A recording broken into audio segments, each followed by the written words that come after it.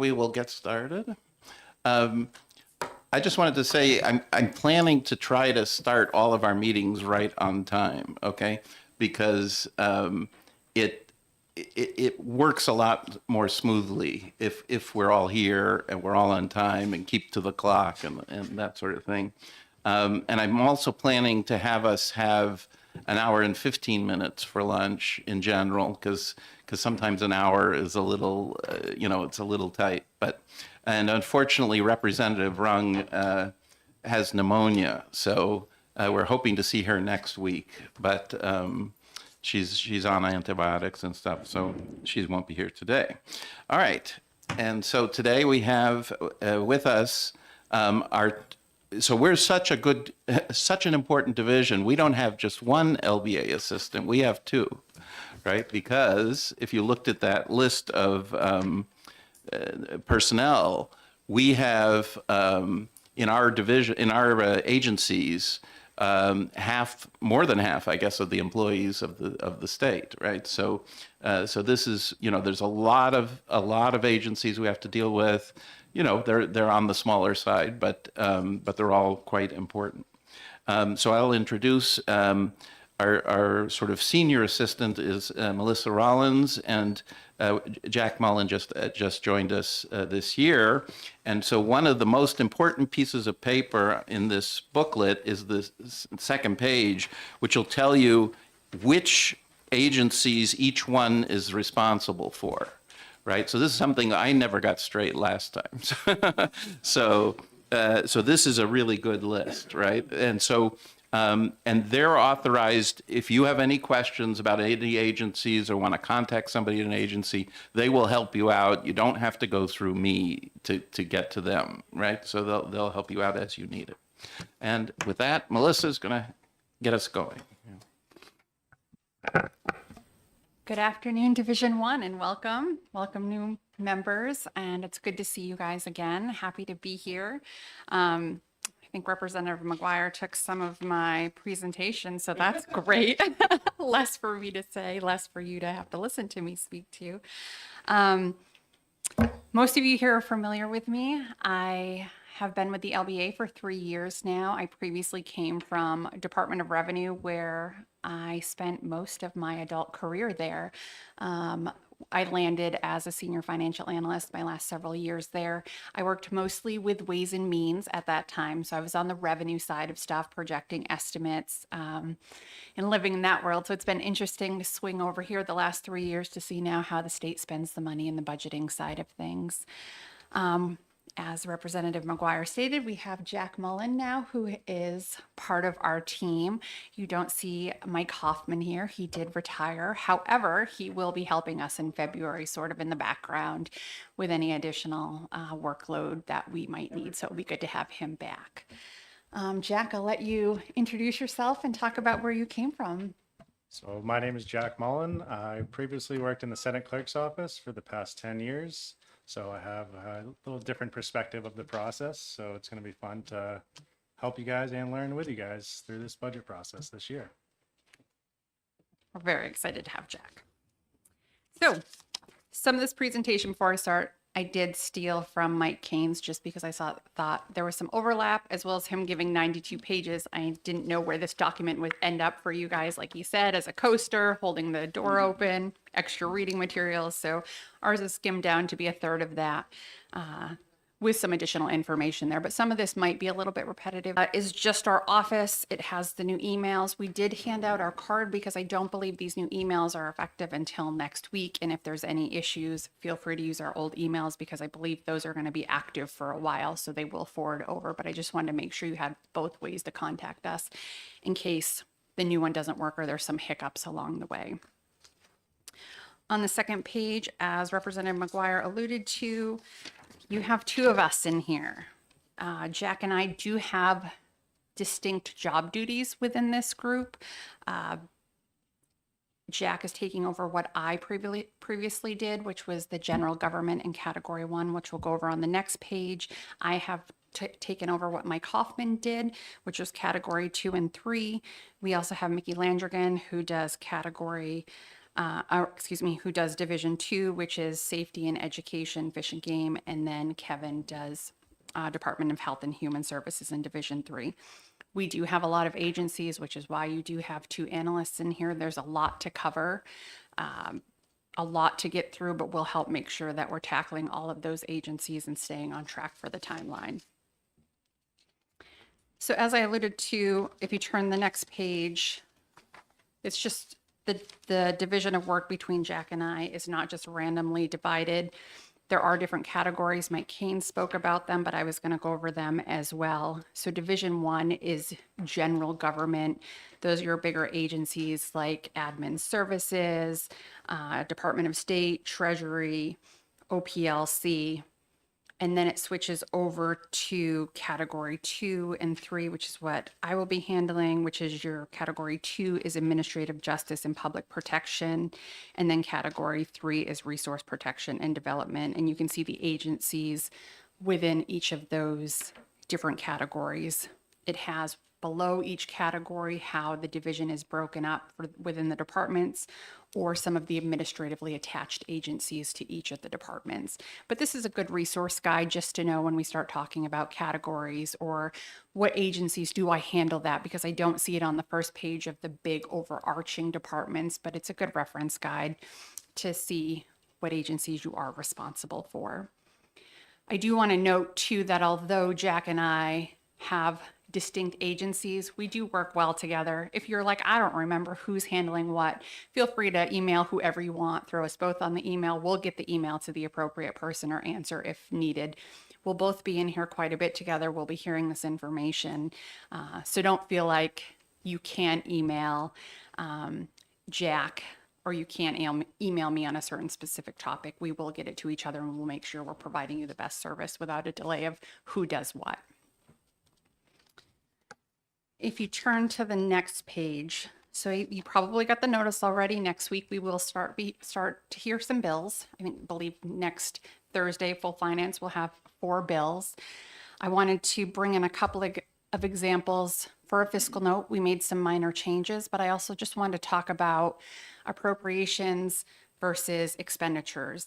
There were some questions that came up over the last couple of years and maybe some misinterpretations of how the bills are written and how that works. You may already know this. If you do, feel free not to listen, but I did want to just point it out so we can make sure we're providing you with the most accurate information. So the one biggest change with our fiscal note, it doesn't look exactly like this. This is just a sample, but up top you'll see after fiscal impact, there is a statement for this example bill that I threw together. It says this bill does provide funding. It should have said not. Sorry about that. No, of course, first issue. I'm sure there'll be a couple of those. This bill does not provide funding, nor does it authorize new positions. So we thought if we called that out in the beginning, there may be less confusion about, does it provide funding? I see a number in the expenditure line, so we're giving the agency this money, or the agency says they need positions, so we're giving them those positions. Just because an agency states they need X amount of positions, or they state this bill will cost X amount of dollars, does not mean they're authorized to use that funding or to hire for those positions. So in this example that I gave you, you'll see the expenditure line says 500,000 for each for 26 and 27 and indeterminable for 28. The next line that you really want to pay attention to is that appropriation line. So the appropriation line in this bill is 0, which means there is no authorization for that agency to have that funding. That is strictly the cost of what the agency or the LBA has determined what the bill will cost for them to implement. So just something to be aware of, because what that means is if this bill were to pass, the agency is required to stand up that program. However, they may not be able to do it because they don't have the funding or they don't have the positions to do it. They are not authorized to spend an additional $500,000. They won't have those dollars in their budget. So just an important concept, because the bulk of our bills that do come down that we will see in finance will have an expenditure line, but they will not have an appropriation for those expenditures.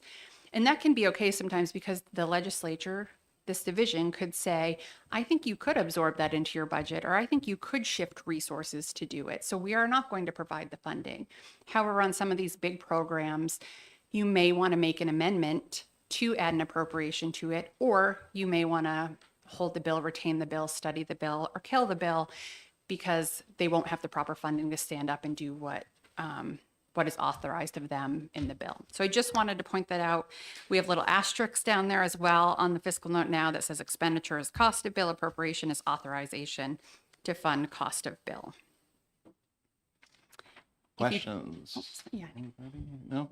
Well, let me make clear. So when you say does not provide funding, you mean that the appropriations line is zero. Correct. Is that right? That's correct. Because when I first read it, I thought, well, that means the revenue line is zero, but that's not true. That's No. not true. Okay. So the only does not provide funding would only be in terms of covering expenditures.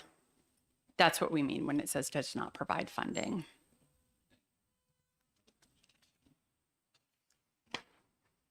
So if you flip to the second page, this is just showing you that exact same example, except you'll notice up top for fiscal impact, it says this bill does not authorize new positions, but it doesn't say anything about the funding. And that's because if you go down to the appropriation line, you will see that there is an appropriation or authorization for the agency to have and spend $500,000 out of general funds in 26 and in 27.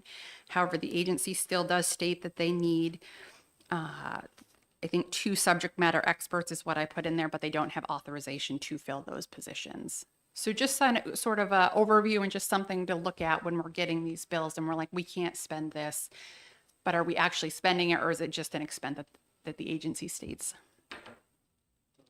Representative Munz. Thanks, Mr. Chairman. So I guess that one confuses me. That so they're saying that these new positions are gonna cost $500,000. There's authorization to spend $500,000, but they can't spend it because they can't hire the positions.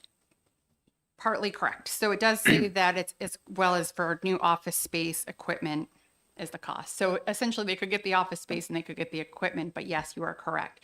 They have funds or dollars now for a position, but the position cannot be established because that has to be authorized by the legislature in the bill. So there, if you wanted to give them that $500,000, and these bills do come through like this where they're a little bit deficient in what is actually needed, and it could have been that the sponsor didn't realize they needed additional positions until after the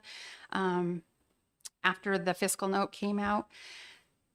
But there could be an amendment if you felt that $500,000 per year was appropriate and you wanted to pass this bill, you could do an amendment, which Jack and I could prepare to give authorization to hire 2 new positions. So Follow up? Yeah. sorry. So anytime there's a new an agency wants to hire a new position, they have to get specific authorization to hire those people. It's not just spend the money. They have to get authorized to hire the position. That's correct. Okay.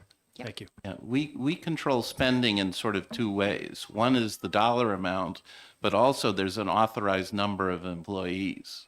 And so if that doesn't grow, that tends to keep the dollar amount lower. Yes, Representative Evil. Yeah, I mean, just slightly more nuanced, Representative Munz, is that the budget has to authorize the creation of a new position, and that position will have, a classification associated with it. It's a fairly detailed thing to create, so you don't just authorize the agency to hire somebody. It's a very specific statutory authorization. And again, if you needed an amendment for that, we would help make sure that you have all the information in there that is needed for the position and the detail. So moving from fiscal notes into the operating budget process, I wasn't sure Mike Kane was going to go over this. He did go over this, so it's a little bit redundant, but I will just break it down for Division 1 purposes. As we get those bills, they are going to come in. We will typically Division 1 will retain the bill if they feel they might do something with it until we're getting HB1 and HB2, and then we'll add it on to HB2. I'm going to go over that further in the presentation, but just as a high level of where we're at. like Mike Kane said, the agency phase started a while ago before most of us were even aware of it. That was March through October. What's a little bit different this time around versus when the members who this is their second session doing this was that the same process occurred 2 years ago. However, it was Governor Sununu's budget then, and he was the incoming governor. So he was just sort of sliding that responsibility over for him to do his own governor phase budget in November and February. This one's a little bit different as we are handing off to a different governor. So there may be, I say that because there may be more significant changes than those of you who attended the agency phase presentations. I imagine they're going to look quite different now as it's being handed off to Governor Ayotte to present. So we will get that presentation maybe somewhere between, I just want to see. We'll turn the page just because we do have dates there. We will get the governor's presentation, or she'll give it probably between the 12th and the 13th is what we're guessing, because it has to be before that 15th, which is on a Saturday.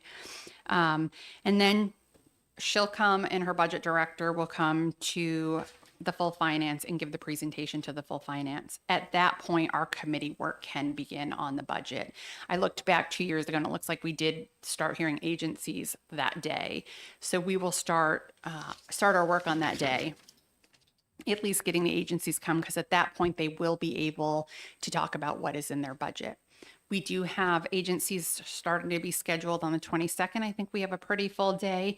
That's strictly for them to come over and come and give an overview of their budget. It's more of like a training for some of the new members. It's can help jog our memory of what they do, how they work, what they're responsible for before they come in for the budget, because that can be a lot to remember, especially with so many agencies, of learning what they do, what they handle, and then also talking about the budget all at the same time can be a lot. So that will be helpful for us to get sort of our feet on the ground, understand what the agencies look like, but then they'll start coming in, like I said, probably around that week, the week of February 17th through the 20th, we'll start scheduling in these agencies to come in. And they'll come in and they'll talk about their budget. They'll talk about what the governor gave them, what reductions they had, and then they may also have additional requests. We have about 6 weeks to get through all of these agencies, and that is HB1 and HB2. So as Mike Kane said, HB1 is about 800 pages. We have a big chunk of that to go through. That will be looking at budgets, class lines, and figuring out where changes need to be.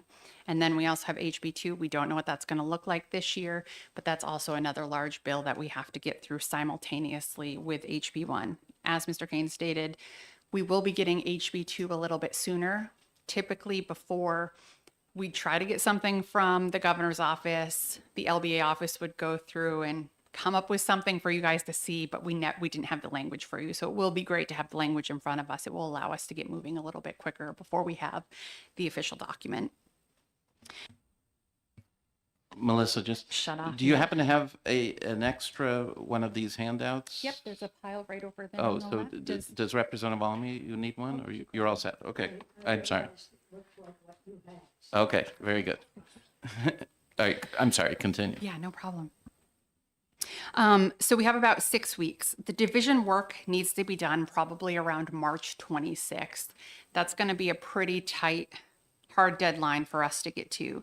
And the reason that is a little bit early is because Representative McGuire will need to, and possibly with Representative Cambrils, will need to present to full finance what Divisions 1 did. And that will probably be somewhere between March 31st and the 2nd, April 2nd, because it needs to be at a full finance by April 3rd. So just saying it one more time so it's all on the calendars, our deadline is probably about March 26th for Division 1 work. And at that point, once the House is all set, we stop here, we switch gears, and we go over to the Senate and start working with them. So we're not as available after that point. However, we still will be over here in limited capacity to hear bills, but Senate does become our priority at that point. And you can turn the page to page 8, which is just Senate deadlines in case, again, you needed it and just wanted a small handout versus the big handout of what Senate looks like. And then when committee of conference occurs, which most of you, well, a few of you in this room who have been in, this is your second term in finance, did not get to experience a committee of conference a couple of years ago. So that will be a new experience. All right, we can go to page 9.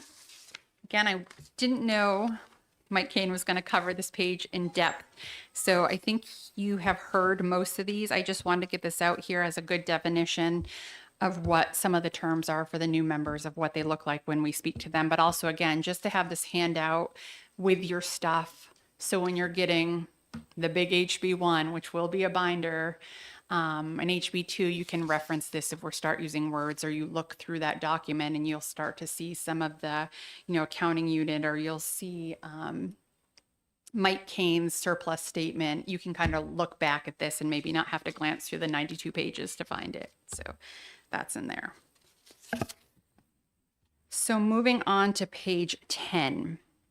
I'll just interrupt and say, I find the surplus statement to be hugely useful. That's something you definitely want to learn what's in it and how to read it. So I agree with you on that. It's one of the most important documents probably that our office creates.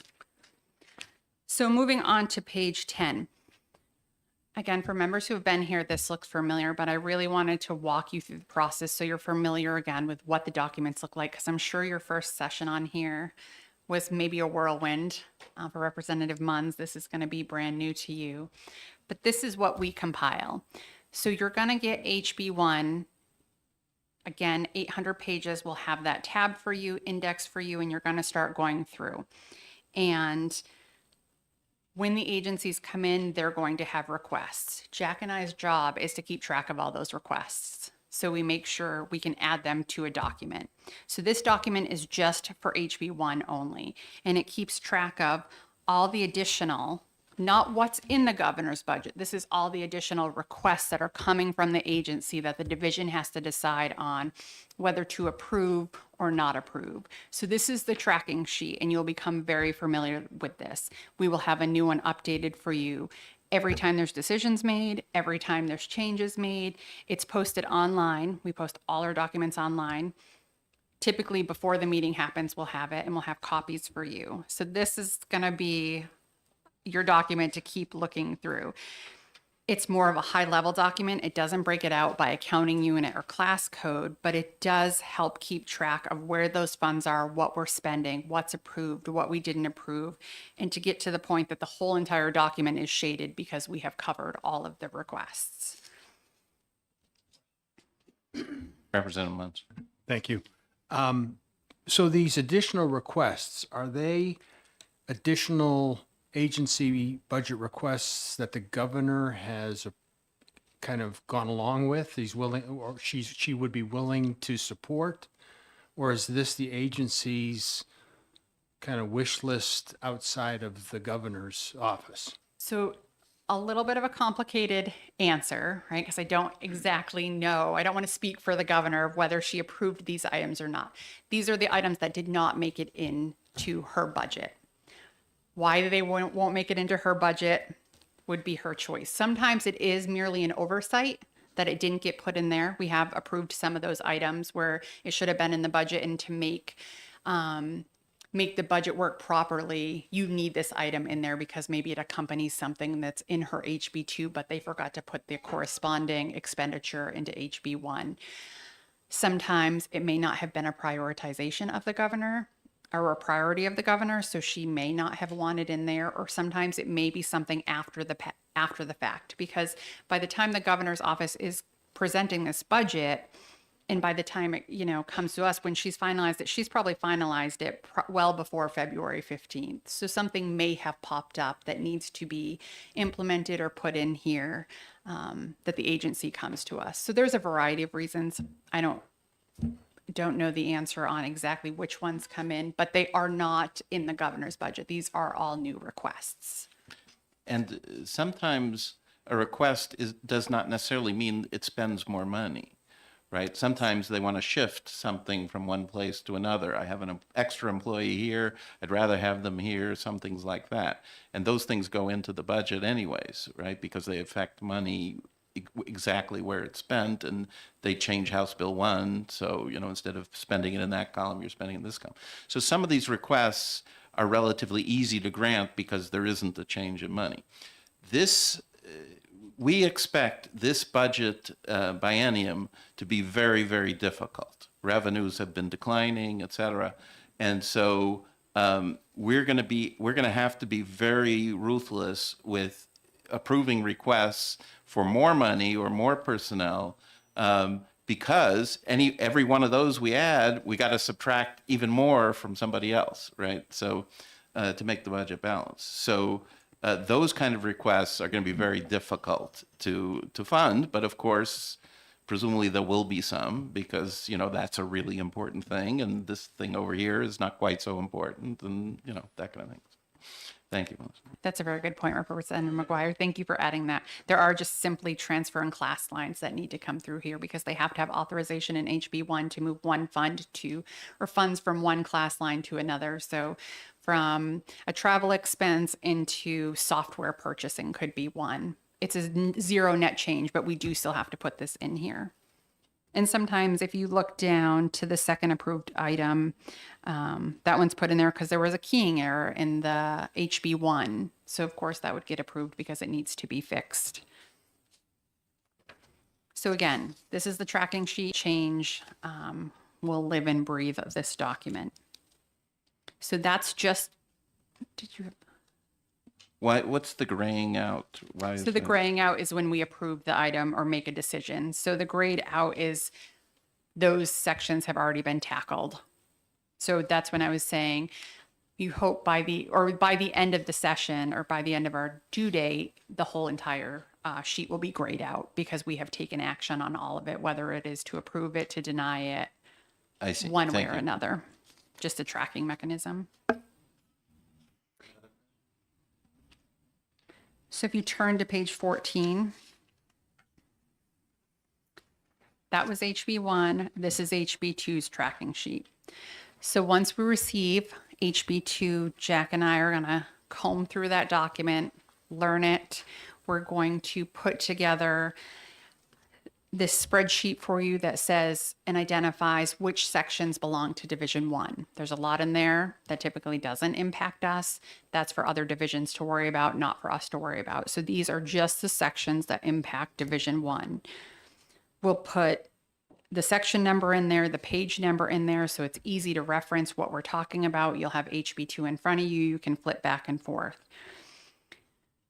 You will need to make decisions as a division what you want to do with every single one of those items that impact Division 1, whether it's accepting the item, you can turn the page, whether it's doing an amendment to change what is in HB2, to reduce an amount, to increase amount, whether it's to delete a section, that needs an amendment, whether we hold the item, which means we need to go, we being Jack and I need to go back to the agency and get some follow-up information before the committee feels comfortable enough to make a decision on that item.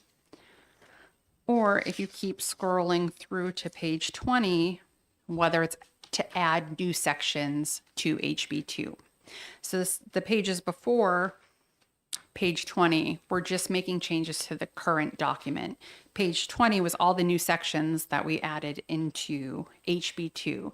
And that reverts back to what we were previously talking about, where the division will retain bills and then add those bills with appropriations into HB2. So if you look at the first one, for instance, adds content of HB 374, you'll scroll down to, a couple down and you'll see adds content from HB 230. And a bulk of these are just adding bills that the division has retained, but would like to see go forth in HB 2.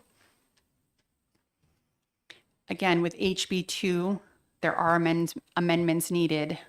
With anything that we touch or change within that, unless we approve it, no amendment is needed.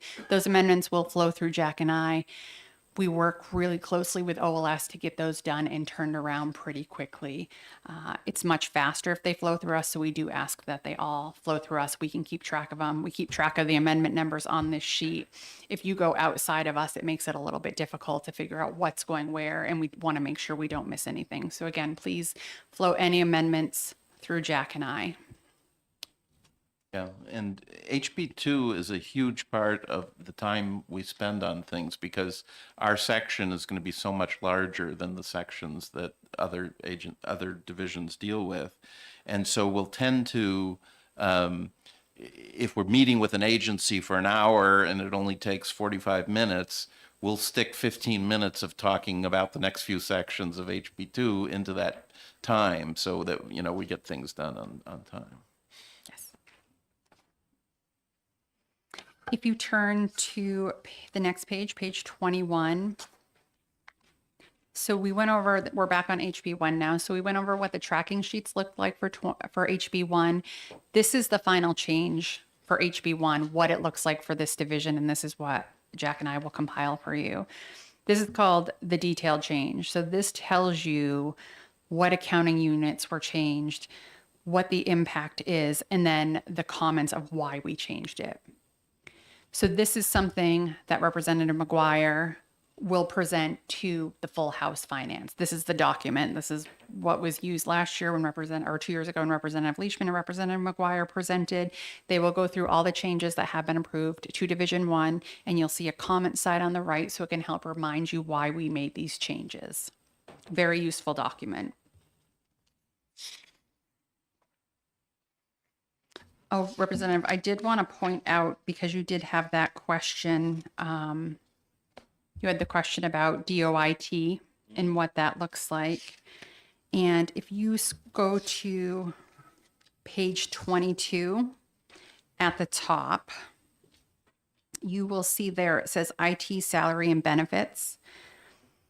You'll see the statement of funds is O, which is other, and then it has an amount there, and then it says 2 new technical support specialists for revenue for DRA.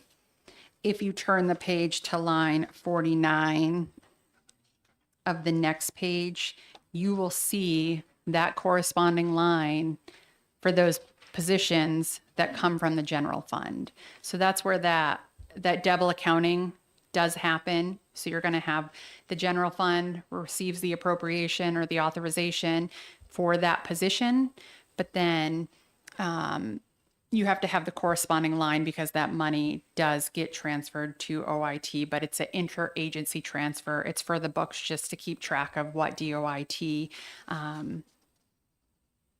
how they're allocated their funds for their budget.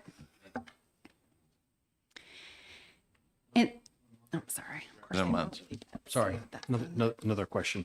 On page 21, I just want to make sure that I get the terminology right. So in the accounting unit column, what do each of those numbers represent? Like 01, is that what is that? Is that the governmental unit or? It is the governmental unit. And we have in our notes from your presentation, we're going to send you a link to DAS's website. They have a great manual that will break down all these and a okay. definition for every single code, if Okay. that's helpful for you. But it is the overall government 01, then it has the agency code or the department code, then it has the agency code. Yeah, that's what I wanted to understand. Yep. So the O, if we could, just 01 is the governmental unit, Yep. and then the the category. 03, I'm looking at line 11. 03 represents, the first 03 represents what? The agency. Agency. The It's second 03 is department. It's also within the agency. So that number would change. When we met the other day, we talked about administratively attached agencies. Yeah. So that number would change if it was an administratively attached agency, Okay. right? But because this is IT for liquor, it's the same. Okay. Those two are going to be the same. And then numbers. the 6-digit, that's, That's a combination of the department and the agency code and the funding. oh, okay.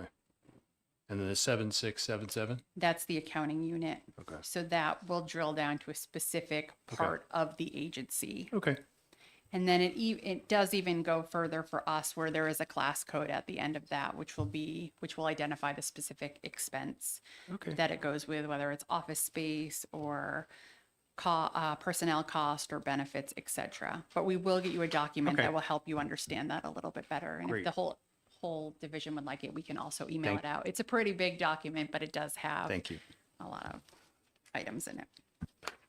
So again, if you turn to page 24, you'll see that this is what was done for Division One, the total funds that were spent by the funding source.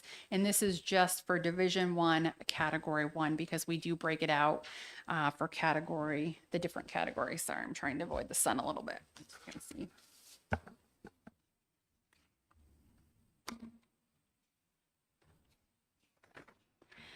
And then the next couple of pages, I just want to show you because we do break it out by category. We do have Category 2. This is what we did, excluding safety because we don't have safety.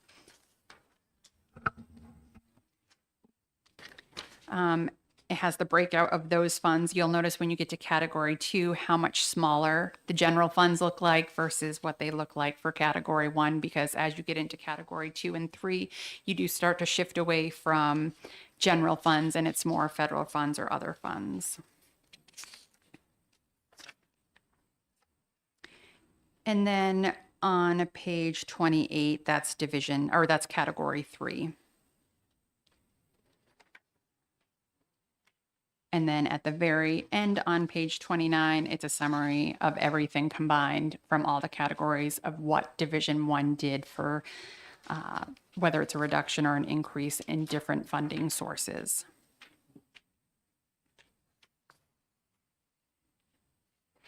On page 30, we talked about HB1. On page 30, the bulk of that is HB2. This is the final presentation again that will be given by the division chair to full finance. It's a summary for them to go through. It will say what we did to HB1 or HB2. There's always typically a couple of HB1 amendments that do need to be put in there, whether there is an abolished position. The estimates of unrestricted revenue always comes through Division One, so that is always put into the document. And then in this case, there was a new HB1 where they put an appropriation for a position for Department of Information Technology. That section is typically pretty small. HB2, when we went back to that other document that I was going through, this is the finalized version. So this will have the list of everything that was changed, deleted, or added. For HB2, it goes from page 30 to 31. And within this packet, we only put a couple on here, but within the packet that is presented in front of full finance will be all of the amendments. However many is listed here, 20 or so amendments behind there so people can look at what was done and talk about what is done. And Jack and I will collate this entire document to have for full finance. That's the end of the presentation I have, as the sun is aggressive. Do you want to explain page 32? What it does? I know what it does. Oh, sorry. I can do that. Yeah, sure. But not, So page 32, it looks a little weird. You're like, what does any of this mean? So we had during the budget process, Department of Revenue received a couple of positions, and in order to receive those, we unfunded or abolished a couple of positions. So this is an amendment to HB1. If you looked at HB1, it is just numbers. There are not words besides the footnotes at the end. So this, talking Representative Mums, if I can see you over there, this is the codes that we talked about. So here's the exact position identified in DAS's budget system of what needs to happen. So this abolishes 3 positions within the Department of Revenue. So it doesn't look like a lot, but when entered into the budget system, it takes care of what is needed. yeah. And you would have to know that section 5 is the section that abolishes and section 4 is the section that adds or something like that, right? Because the thing that adds positions looks very similar, right? Yes. And the numbers, are they the, Representative Munns? oh, Yeah. sorry. Sliding way over. And the numbers, are they the fiscal year numbers? The three numbers, what do they represent? Those are those are the the position numbers. Okay. Yeah. Oh, So those are the every position numbers? every employee's job Okay, has a understand. 5-digit number. Understand. And I don't know that they're in some kind of a system, right? I think they're just numbers. Yeah, I'm not sure how DAS assigns it, but we all do have a specific employee code attached to us. Right. Yeah. Melissa's job has a number, Jack's job has a number, et cetera. So that means we're limited to 100,000 employees, right? So, all right, thank you. Any more questions for Melissa or Jack? Well, Yes, so- you're the one that hasn't been through this before, but yeah, we're good. Huh? We're here and happy to help with whatever you need. We'll learn along the way. We do not know all the answers, but we are good at getting answers. So if anything pops up and you have a question for an agency, you're always welcome to go to the agency yourself. But if you'd like us to if you want to throw it at us, we'll go through and we can do that for you. We'll let you know if it's going to take a while or if it's a heavy lift and if we can fit it in as well, because obviously there's two of us. We're trying to fit this all in, but for the most part, I think the members would feel we accommodate most of your needs that are requested. Yeah. All right. So Janet and Melissa and Jack and I have started to schedule our meetings with agencies, and they're just sort of overview stuff for now, right? They're not going to be able to tell us this is what we put in HB2 or this is what we put in HB1. They'll just be able to tell us about their agencies and in general what's going on with their budget. And so those are going to start next Wednesday, and we'll be here pretty much full days on the following 4 Wednesdays, I think. And then we'll get to February 15th, and then we'll be here most of the days, or as many as needed. So plan on just being here all Wednesdays if possible for the next months. Okay. Would Representative Weiler or Leishman like to add anything? Because I don't have anything specific to add. We're just gonna keep an eye on you. Yeah. Yeah. If he pulls out a whiteboard, look. I found out I found out that was totally against House rules, right? So I shouldn't have done that. Yeah. Yeah, all that stuff. Because we're not allowed to have, the reason we have so much paper is we're not allowed to have charts and displays and, all that other stuff, right? So even though I think it would make sense, but it is a House rule against all that kind of stuff. So there you go. An admission against interest. Yeah. Anyways. You're right. Don't encourage. Representative Yule.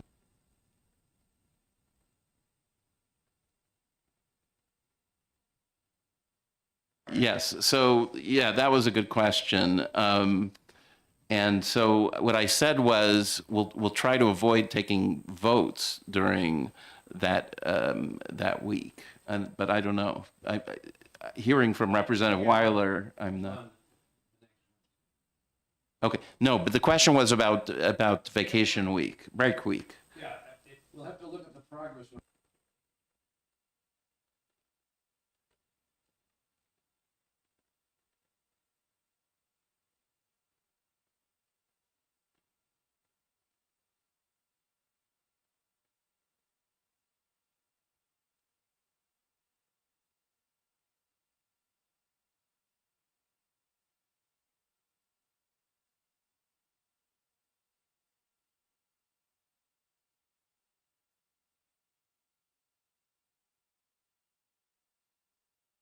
Right, because my other committee won't be meeting that week, right? So, yeah.